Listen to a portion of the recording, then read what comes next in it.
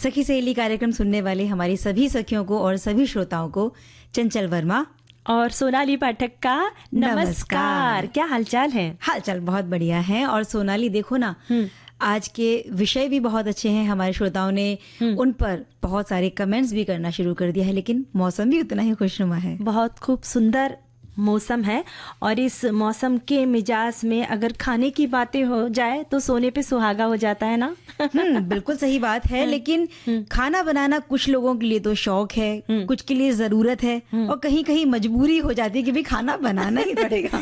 वैसे चंचल एक बात कहूँ, पुराने जमाने की बात की जाए तो पुराने जमाने में खाना बनाना जरूरत हुआ करता था। हाँ। क्योंकि उस वक्त हमारे लिए दूसरे ऑप्शन ही नहीं होते थे कि भाई अगर कोई बीमार है तो अभी हम बाहर से टिफिन मंगवा सकते हैं या फिर होटल से खाना मंगवा सकते हैं, पर पुराने जमाने में ऑप्शन नहीं हुआ करता था। इसलिए हमें जैसी लड़कियां थोड़ी सी 15-16 साल की हुई तो उन्हें सिखाया जाता था कि खाना बनाना सीखो, तुम्हें आगे जाके काम पड़ेगा, है ना। 15-16 साल से भी पहले कई बार तो सिखाने लगते थे। और जो छोटे मोटे जरूरत के काम है वो तो जैसे ही 6-7 बरस के हुए आप तो वो सिखाने लगते थे। और जो खास कुकिंग जहां आपको चूल्हे पर जाकर बनाना है वो 12 बरस के बाद में वो सिखाना शुरू कर देते थे, क्योंकि आगे जाकर आपके पास ये तो ऑप्शन है नहीं कि आपके लिए कोई और खाना बना कर देगा या आप कहीं बाहर जाएंगे। अब तो इसके अलावा बाहर जाने के अलावा ये भी ऑप्शन आपके पास होता है कि आपने बस एक फोन पर क्लिक किया, घर पर ही खाना आ जाता है तैयार। और है ना, पुरुषों को भी है ना पुराने जमाने में खाना बनाना आता था, पर आजकल ये बातें थोड़ी छूट रही है। पर ये शौक है, जरूरत है, हमारे श्रोतागण लिख कर भेजेंगे और बहुत सारे लोग लिख भी रहे हैं कि आपको क्या लगता है कि खाना बनाना जरूरत होना चाहिए या सिर्फ शौकिया तौर पे खाना बनाया जा सकता है। और इसके अलावा तो एक विषय तो हो गया, इसके अलावा क्योंकि आज मंगलवार का दिन है, हम एक विश्व विरासत स्थल की बात करते हैं, तो आज हम इसमें बात करेंगे खजुराहो के मंदिरों के बारे में। खजुराहो मंदिर के बारे में बातचीत करेंगे। हमारे बहुत सारे साथियों ने उस बारे में भी लिखकर भेजा है। साथ ही आज से वन महोत्सव सप्ताह भी शुरू हो रहा है, तो उस विषय पर भी बातचीत होगी। और जब खाना बहुत ज्यादा हो जाए या घूमना फिरना ज्यादा हो जाए, तबीयत खराब हो जाए, तो हमें कौन याद आता है? डॉक्टर से याद आते हैं। बिल्कुल। तो आज क्योंकि बहुत एक खास दिन है, राष्ट्रीय चिकित्सक दिवस है जी, इसके बारे में हम बात करेंगे। और एक और खास दिवस है, वो है सीए दिवस जी, चार्टर्ड अकाउंटेंट्स के बारे में भी आज बात की जाती है। तो इन चीजों के बारे में हम बात करेंगे। और वन महोत्सव की आपने बात की तो ये भी बात होगी, क्योंकि मौसम ही ऐसा है, जब बारिश होती है तो हरियाली होती है जी। और ऐसे में पिकनिक पर जाना तो सबको अच्छा लगता है, और पिकनिक पर हम तभी जा पाएंगे ना जब वन विकसित होंगे जी, हरी भरी वसुंधरा होगी, बहुत सुंदर सा वातावरण होगा, तो वो पिकनिक हमारा मन मोह लेती है। हाँ, और ये बारिशों के दिन है तो एक सुंदर सा गीत सुनते हैं जिसे यहाँ झमाझम वृष्टि तो पड़ रही है टापुर टुपुर, और जुलाई का महीना आते आते लगभग सभी जगह पे बारिश शुरू हो जाती है। और यही वो समय है जब मनाया जाता है वन महोत्सव सप्ताह। तो वन महोत्सव सप्ताह ये वर्ष में एक बार होने वाला एक सप्ताह का वृक्षारोपण उत्सव कह लीजिए चंचल इसे, जो जुलाई के पहले सप्ताह में मनाया जाता है। ये एक वार्षिक उत्सव है जो भारत में वृक्षारोपण को बढ़ावा देने, प्रकृति और पर्यावरण की सुंदरता के बारे में जागरूकता पैदा करके, प्राकृतिक वातावरण को बढ़ावा देकर, पेड़ लगाकर माँ पृथ्वी को सम्मान और प्रेम भरने की भारतीय संस्कृति और विरासत को दर्शाता है। बिल्कुल सही कहा सोनाली। और वन महोत्सव पेड़ के लाभों के बारे में जागरूकता बढ़ाने के लिए तो है ही, लोगों को पर्यावरण संरक्षण के प्रयासों में वो ज्यादा सक्रिय हो सकें, इसके लिए भी प्रोत्साहित किया जाता है। अधिक से अधिक पेड़ लगाकर हम जलवायु के परिवर्तन से जो प्रभाव आते हैं, जैसे ग्लोबल वार्मिंग है, उसको कम करके पर्यावरण की रक्षा करने में बहुत मदद कर सकते हैं। और वन महोत्सव उन लोगों के लिए है जो धरती माता से प्यार करते हैं, प्रकृति और पर्यावरण से प्यार करते हैं। जब हम वृक्ष लगाएंगे तभी अच्छे पर्यावरण, सुंदर मौसम और सुखद जलवायु परिस्थितियों के बीच प्राकृतिक संतुलन का आनंद हम ले पाएंगे। इसे मनाना सीधे तौर पर हरियाली को बढ़ाने में महत्वपूर्ण योगदान देने से जुड़ा है। और भारतीय राष्ट्रीय वृक्षारोपण सप्ताह का आयोजन सबसे पहली बार हुआ था 20 से 27 जुलाई, जो कि 1947 में हुआ था। और इस परंपरा को आगे भी जारी रखा गया।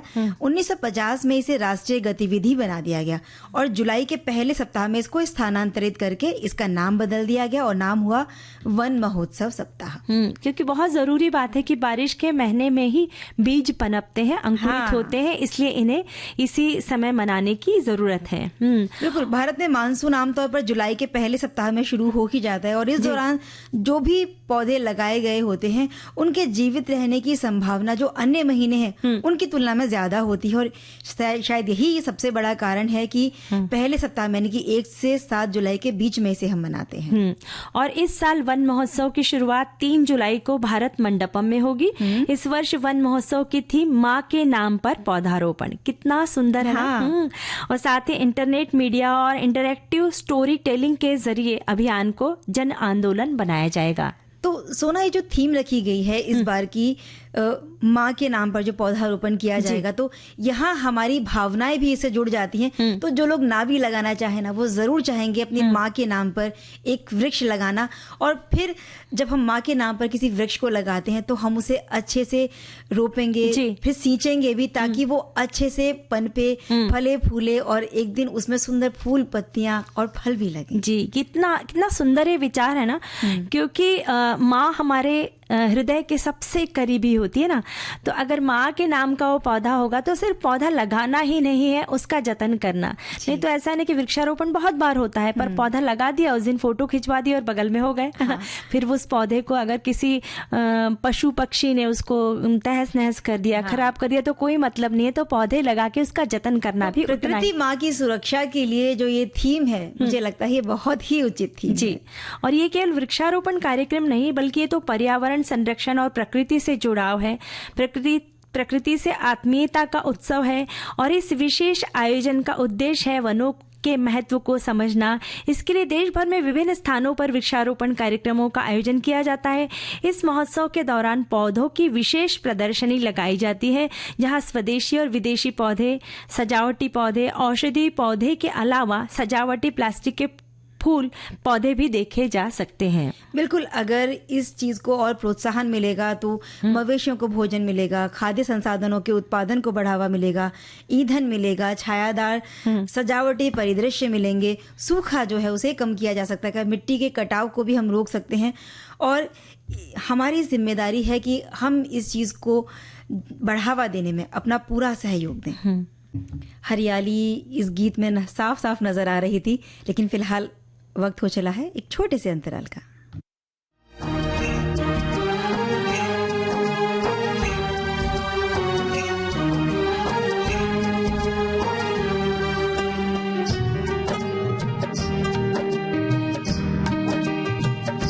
उपहार है। और वैसे भी एक और बात है ना कि चंचल, अगर हम वृक्षारोपण करेंगे, वृक्ष से तो इतने लाभ हैं, हमें ऑक्सीजन मिलती है, छाया मिलती है, फल फूल मिलते हैं, और कई बार इतना सुंदर उसे सुकून मिलता है ना। एक मेडिटेशन का भी काम है ना, जब हम अपनी बगिया को सहेजते हैं, उनसे पानी देते हैं, उसका रखरखाव करते हैं, तो हमारा समय भी बहुत अच्छी तरह बीत जाता है। और सोनाली, आपको एक बात बताएं, बहुत सारे रोग ऐसे होते हैं जिनमें कई बार चिकित्सक भी हमें ये सलाह देते हैं कि आप कहीं बाहर घूम कर आइए, किसी हरियाली वाली जगह पर जाइए, आप नेचर के भी यानी कि कुदरत के, प्रकृति के बीच में रहिए। तो बहुत सारी बीमारियां, रोग इस तरह के होते हैं कि सिर्फ उसे निहारने से, उस प्राकृतिक वातावरण में रहने से ही हम सही हो जाते हैं। और एक व्यक्ति ऐसे होते हैं ना, वो हमारे डॉक्टर्स, वो हमारे मन की बात को ताड़ लेते हैं कि इनकी तबीयत तो सब कुछ ठीक है, इनके रिपोर्ट भी नॉर्मल है, इनकी जो है ना समस्या है जो मानसिक है, कि घर में रह रह के सोच के इनकी तबीयत बिगड़ती जा रही है। तो ऐसे डॉक्टर्स को आज हम नमन करते हैं, क्योंकि आज है राष्ट्रीय डॉक्टर्स दिवस। बिल्कुल, हर साल 1 जुलाई के दिन हम इस दिन को मनाते हैं और कहा भी जाता है कि हमारा बेहतर स्वास्थ्य सबसे बड़ी पूंजी होती है और हमारे अच्छे स्वास्थ्य के लिए डॉक्टर्स का जो भूमिका है इनकी, वो सबसे अहम होती है। और दुनिया भर में डॉक्टर्स दिवस अलग अलग दिन मनाया जाता है। हमारे देश में 1 जुलाई को इस दिन मनाया जाता है, क्योंकि 1 जुलाई 1882 को हमारे देश के प्रसिद्ध फिजिशियन डॉक्टर विधान चंद्र राय का जन्म हुआ था। और यही जानकारी हमारे बहुत सारे श्रोताओं ने भी हम तक पहुंचाई है। और चिकित्सा क्षेत्र में उनके योगदान को सम्मान देने के लिए 1 जुलाई को हम डॉक्टर्स दिवस के रूप में या चिकित्सक दिवस के रूप में मनाते हैं। और वैसे चंचल, डॉक्टर बनना एक आसान काम नहीं है। बहुत बुद्धिमानी तो चाहिए, साथ में हमें बहुत ज़्यादा परिश्रम करने की, जैसे बहुत सारे घरों में ऐसे सोचते हैं कि मेरा बच्चा पढ़ने में बहुत होशियार है तो हम इसे डॉक्टर बनाएंगे, पर ऐसे नहीं। उसकी उस क्षेत्र में अगर रुचि है और बच्चा बहुत ज़्यादा मेहनती हो तभी उसे इस क्षेत्र में प्रवेश करना चाहिए। क्योंकि हम देखते हैं ना कि आमतौर पर जो बच्चे यानी युवा जो होते हैं 20-22 साल की उम्र में नौकरी कर लेते हैं, पर डॉक्टर्स को एक पढ़ाई, दूसरा कोर्स, तीसरा कोर्स यानी MBBS के बाद में MS है, MD है, फिर सुपर स्पेशलाइजेशन, ऐसे जैसे बहुत सारे कोर्सेस उन्हें करना पड़ता है। बहुत सारे वर्षों तक बहुत सारी पढ़ाई करने के बाद में उनका एक नाम होता है। एक और बात है कि कई बार लोगों को बड़ा आसान लगता होगा ये पेशा, उन्हें लगता भी है कि इस डॉक्टर इसलिए भी कई बार बनना चाहते हैं कि आमदनी बहुत ज्यादा होती है, लेकिन आप ये समझिए कि वो एक इस तरह के क्षेत्र में काम करते हैं जहाँ समय की कोई सीमा ही नहीं है। आमतौर पर जो नौकरी करने वाले लोग होते हैं उनका एक समय निश्चित है कि आपको 10 से 5, 9 से 6 या इस तरह का कोई 7 या 8 घंटे का, 11-12 घंटे का समय निश्चित होता है। लेकिन अगर आप एक चिकित्सक हैं तो ये मान के चलिए आपका कोई समय नहीं है। अगर किसी मरीज को रात के वक्त, बहुत सुबह के वक्त, तड़के जरूरत है तो आपको उसकी देखभाल के लिए जाना है। और जब एक चिकित्सक आप बन जाते हैं तो आपसे ये शपथ भी ली जाती है कि आप पूरी ईमानदारी से अपने मरीजों की देखभाल करेंगे और जब भी जरूरत है उनको वो चिकित्सकीय जो सेवाएं हैं वो प्रदान करेंगे। और चंचल, आपने बात कही कि रात बेरात, तो कुछ समय पहले या यूं कह लीजिए अभी भी कुछ ऐसे डॉक्टर्स होते हैं जिन्हें हम फैमिली डॉक्टर कहते हैं, है ना, कि हमारे पैर में चोट लगी हो, हमें पेट दर्द हो, हमारा सिर दर्द हो, यहाँ तक कि हमें बुखार हो या फिर कुछ मानसिक समस्या हो, घर की उलझने हो, हम एक व्यक्ति के पास कहते हैं, वो होते हैं हमारे फैमिली डॉक्टर। तो हमारे इतना इन्हें हमारे उन पर इतना विश्वास होता है कि सबसे पहले हम उनके पास जाएंगे, वो कहेंगे कि हाँ तुम्हें अगर स्पेशलिस्ट के पास जाने की जरूरत है तभी हम जाते हैं। तो ऐसे सारे फैमिली डॉक्टर्स को भी हम याद करते हैं, नमन करते हैं। और जब हमें किसी अन्य डॉक्टर ने कोई जांच भी अगर लिखी गई है तो हम सबसे पहले उनसे सलाह लेते हैं कि ये जांच हम करवाएं या ना करवाएं। और अगर जांच की रिपोर्ट्स हमने वहां दिखा भी ली है तो हम उनको जरूर दिखाने जाएंगे कि उन्होंने जो सलाह दी वो सही दी है कि नहीं दी है। ये एक बहुत प्यारा सा रिश्ता कह लीजिए, भरोसा उन डॉक्टर्स पर होता है और होना चाहिए, है ना, कि जब हम किसी पर आंख मूंद के हम किसी पर विश्वास रखते हैं तो वो इंसान भी वैसा ही विश्वसनीय होता है। इसीलिए तो हमारे जो श्रोताएं हैं उनके संदेश आए हैं। देखिए ना, एक जो 12 जून को अभी हाल ही में एक हादसा हुआ, इसका जिक्र करते हुए हमारे श्रोता ने लिखा है, अहमदाबाद में जब विमान हादसा हुआ तो डॉक्टरों ने अपनी जान को जोखिम में डालकर दूसरों की जान बचाई। हादसे के बाद पीड़ितों के लिए आगे होकर मदद की और बहुत बढ़ चढ़कर हिस्सा लिया, काम किया। जी, एक हमारे साथी लिखते हैं, कहते हैं अगर धरती पर भगवान है तो वो है डॉक्टर्स। कोरोना काल में जिस तरह से डॉक्टर्स ने लोगों की जान बचाने के लिए खुद की जान खतरे में डाली थी, उसे कोई भूल नहीं सकता। राष्ट्रीय चिकित्सक दिवस डॉक्टरों की निरंतर कड़ी मेहनत, बलिदान और उनका आभार व्यक्त करने के लिए प्रतिवर्ष 1 जुलाई को मनाया जाता है। बिल्कुल सही बात लिखी है। और इसी तरह से आज के दिन हम जो CA हैं उन्हें भी याद करते हैं, यानी चार्टर्ड अकाउंटेंट्स का दिवस भी मनाया जाता है। फिलहाल सुनते हैं गाना। बिल्कुल, क्योंकि विश्व विरासत स्थल भी है और यहाँ बहुत सारे मंदिर भी हैं और भारतीय संस्कृति और यहाँ की विविधता को ये सारे मंदिर दर्शाते हैं। खजुराहो मंदिर मध्य प्रदेश के छतरपुर जिले में बनी हुई एक बहुत ऐतिहासिक जगह है। यूनेस्को ने इसे विश्व धरोहर स्थल घोषित किया है और चंदेल वंश के शासनकाल के दौरान लगभग 1950 से 1050 ईस्वी के बीच ये मंदिर बनाए गए थे। 950 से 1050 ईस्वी के बीच ये मंदिर बनाए गए थे और ऐसा कहा जाता है कि ये मंदिर 20 वर्ग किलोमीटर के क्षेत्र में फैले हुए हैं और 12वीं शताब्दी में यहाँ लगभग 85 मंदिर हुआ करते थे और समय के साथ इस मंदिरों की संख्या घटकर आज केवल 20 से 25 रह गई है। तो इन मंदिरों के बारे में हम बात करेंगे, लेकिन फिलहाल वक्त हो चला है एक अंतराल का। कार्यक्रम सखी सहेली और अंतराल के बाद हम फिर हाजिर हैं। हाँ। और चलिए खजुराहो मंदिर घूमने चलते हैं। तो ये जो मंदिर है ना, बेहद खूबसूरत है। ये मंदिर अपनी नागर शैली की वास्तुकला और मूर्तियों के लिए प्रसिद्ध है। नागर शैली की मुख्य विशेषताओं में गर्भगृह, शिखर यानी वक्रीय मीनार और मंडप यानी प्रवेश हॉल शामिल है। नागर शैली का विकास धीरे धीरे हुआ क्योंकि पहले के मंदिरों में केवल एक ही शिखर हुआ करता था, जबकि बाद के मंदिरों में कई शिखर होते थे और गर्भगृह हमेशा सबसे ऊंचे शिखर के नीचे पाया जाता था। तो हमारे वो श्रोता जो इस जगह पर जा चुके हैं वो जरूर जान रहे होंगे कि कितने सुंदर ये मंदिर बने हुए हैं, कि जो मूर्तियां हैं वो बड़ी अद्भुत हैं। और ये जो मंदिर हैं, नागर शैली के जो मंदिर होते हैं, इनका अद्भुत उदाहरण है ये वाले सभी मंदिर, क्योंकि इन मंदिरों में गर्भगृह, एक संकरा आंतरिक कक्ष, अंतराल जहाँ होता है, एक अनुप्रस्थ भाग यानी कि महामंडप होता है, अतिरिक्त सभागृह भी होता है जिसे अर्धमंडप भी कहते हैं, और एक मंडप या बीच का जो भाग है वहाँ एक प्रदक्षिणा पथ बना हुआ होता है जिसमें बड़ी बड़ी खिड़कियों से रोशनी झांकती रहती है। और चंदेल साम्राज्य के शासकों को उनकी कला और वास्तुकला में रुचि के लिए जाना जाता है। मंदिरों की स्थापत्य शैली और नक्काशी मुख्य रूप से सभी देवी देवताओं और पौराणिक कथाओं से संबंधित है। और मंदिर के निर्माण की एक प्रमुख विशेषता यह है कि मंदिर का मुख सूर्योदय की दिशा यानी पूरब की ओर होना चाहिए। और खजुराहो के सभी मंदिरों का निर्माण इस बात को ध्यान में रखकर किया गया है। इसके अलावा यहाँ की नक्काशियां जीवन के 4 लक्ष्यों यानी धर्म, काम, अर्थ और मोक्ष को भी दर्शाती है। चंदेलों ने जो भी मंदिर बनाए थे, ये सभी स्मारक अपने स्थापत्य और मूर्ति कला के लिए प्रसिद्ध हैं। ये बात हम जिक्र कर चुके हैं और हमारे श्रोता भी इस बात को बता रहे हैं जी। चंदेलों की ललित कलाओं, नृत्य और संगीत की विभिन्न शैलियों में भी बड़ी गहरी रुचि हुआ करती थी, सोनाली। और ये बात जब इन मंदिरों को हम घूमने जाते हैं, देखने जाते हैं, तो वहाँ दीवारों पर संगीत और नृत्य के जो विभिन्न दृश्य बनाए गए हैं, उन मूर्तियों से भी ये बात पता लगती है। और खजुराहो के मंदिर में कामुक भाव वाली अप्सराओं की मूर्तियां कंदरिया महादेव और विश्वनाथ मंदिर में पाई जाती हैं। ऐसी मान्यता है कि ये मूर्तियां स्त्री सौंदर्य और प्रजनन क्षमता की अवधारणा को दर्शाती है। और मंदिरों की दीवार पर दर्शाए गए अन्य दृश्य मानव जीवन चक्र का भाग है, जो ये दर्शाते हैं कि यौन प्रसव और काम मानव जीवन के अनिवार्य पहलू भी है। खजुराहो के जो मंदिर हैं, इनका अध्ययन का प्रमुख केंद्र रही हैं ये मूर्तियां।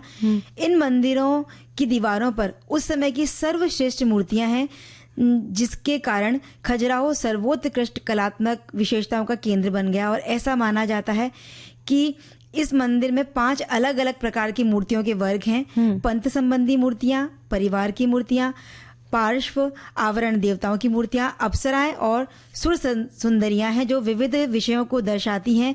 गैर धार्मिक मूर्तियां भी यहाँ पर हैं, जैसे नर्तक, संगीतकार, घरेलू दृश्य हैं, शिष्य दिखाए गए हैं, पौराणिक जीव और अन्य जंतुओं की मूर्तियां भी यहाँ पर बनी हुई हैं।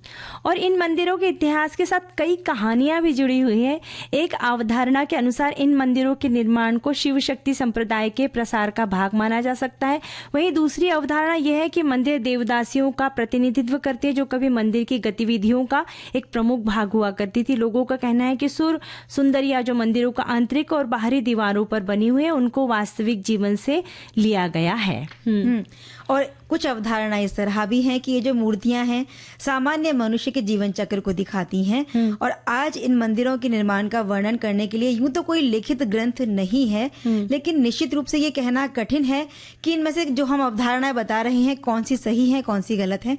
इन मूर्तियों के बारे में हम ये जानते हैं कि हमें दुनिया की सबसे अधिक अलंकृत, जटिल और सुंदर मूर्तियों का समूह एक भेंट की तरह हमें मान लीजिए कि मिल गया है, जो आज भी खजुराहो में बनी हुई है। और चंचली जो मूर्तियों को जब हम देखते हैं मंदिरों को, तो हमारा सचमुच मन मोह लेता है और ये हम आश्चर्य में पड़ जाते हैं कि उस जमाने में ये मंदिर कितने सुंदर पद्धति से, यानी उतनी ज्यादा टेक्नोलॉजी नहीं थी, फिर भी इतनी सुंदरता से ये बनाए गए हैं। तो ये माना जाता है कि खजुराहो के मंदिरों को केन नदी के पूर्वी तट से पन्ना की खदानों से मंगवाए गए हल्के रंग के बलुआ पत्थर से बनाया गया है।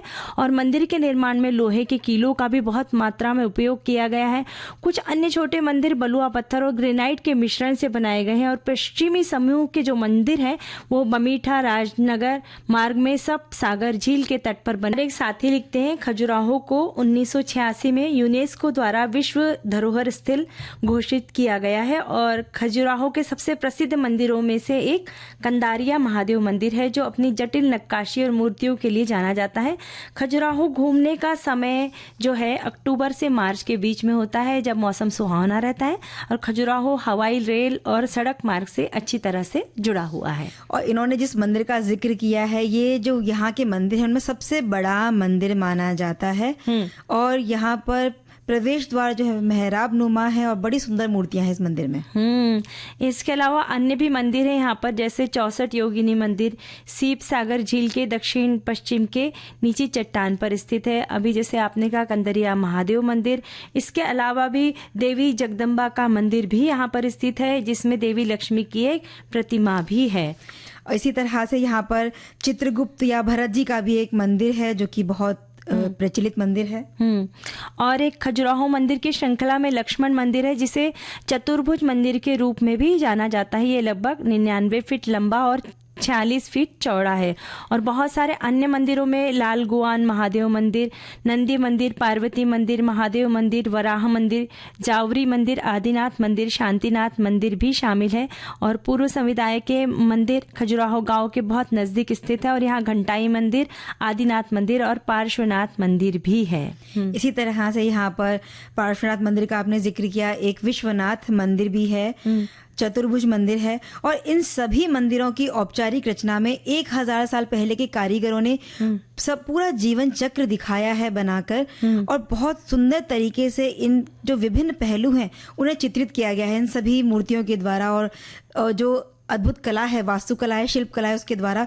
और ये वाकई में अकल्पनीय और अद्भुत हैं ये सारे मंदिर। और साथ ही यहाँ पर जैन तीर्थंकर पार्श्वनाथ का सबसे बड़ा मंदिर भी है, जो लगभग 69 फीट लंबा और 35 फीट चौड़ा है। और पश्चिम की ओर मुख वाला जटकारी चतुर्भुज मंदिर जटकारी गांव के पास स्थित है। ये विष्णु को समर्पित मंदिर है।